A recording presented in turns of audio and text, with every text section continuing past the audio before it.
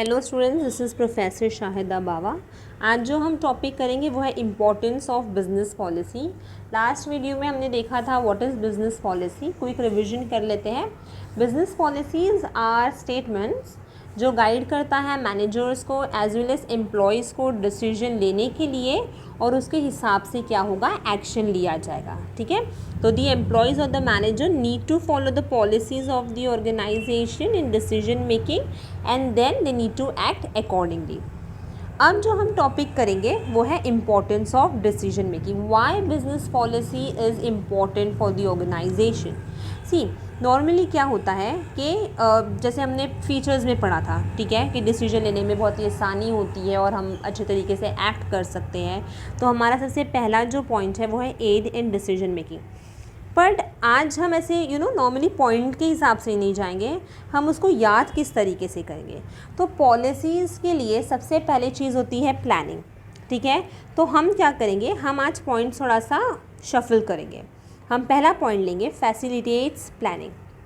what is planning, what do you mean by planning? See, planning वो चीज़ें होती हैं जो हम एडवांस में करते हैं। ठीक है, तो अगर तो हमने पॉलिसीज़ बनाया है तो पॉलिसीज़ इन एडवांस होती है। ठीक है, जो भी गाइडलाइंस होती है वो तुम्हें इन एडवांस में बताई जाती है। अगर चीज़ें एडवांस हुई तो बराबर से क्या होगा, तुम्हारा प्लानिंग होगा।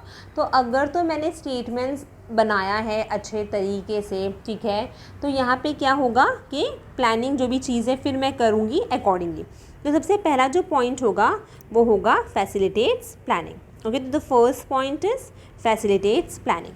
तो policies facilitate planning and plans are framed taking into consideration the guidelines set by the policies. For example, अगर तो पॉलिसी ये है कि रिसर्च एंड डेवलपमेंट डिपार्टमेंट हर साल सिर्फ और सिर्फ 2% टोटल सेल्स का क्या करेंगे, स्पेंड करेंगे, ठीक है, R&D के ऊपर।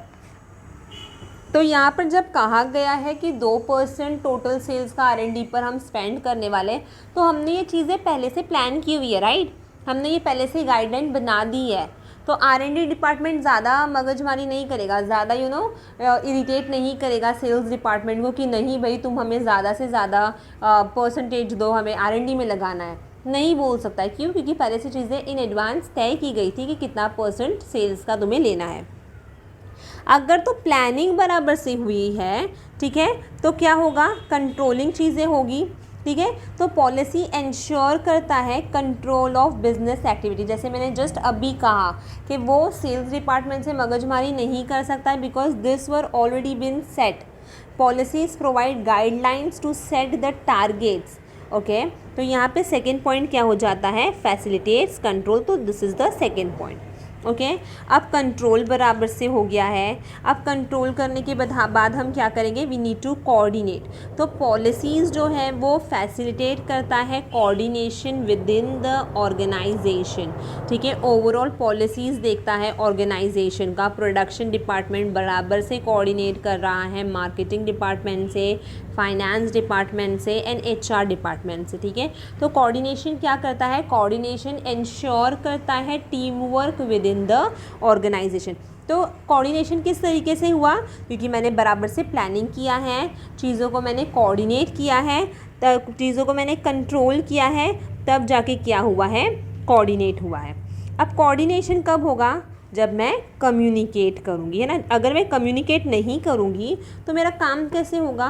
तो policies helps to communicate effectively with the employees of the organisation as well as with the outsiders. ठीक है, ऐसा नहीं कि मुझे सिर्फ और सिर्फ जो मेरे ऑर्गेनाइजेशन के अंदर लोग हैं मुझे सिर्फ और सिर्फ उनके लिए पॉलिसीज़ बनानी है। नो, यहाँ पर मैं क्या करूँगी, I need to make the policies, I need to make the statements for outsiders also, है ना, जो ऑर्गेनाइजेशन से जुड़े हुए, फॉर एग्जांपल डीलर्स हो गए, सप्लायर्स हो गए। ठीक है, तो उनको भी तो मुझे बताना है, मेरे कस्टमर्स हो गए, मेरे शेयर होल्डर्स हो गए, मुझे इन लोगों को भी तो पॉलिसीज़ बताने की क्या क्या मेरी ऑर्गेनाइजेशन में पॉलिसीज़ है। I need to inform them about the organisation through the policies. ठीक है, अब कम्युनिकेशन हो गया।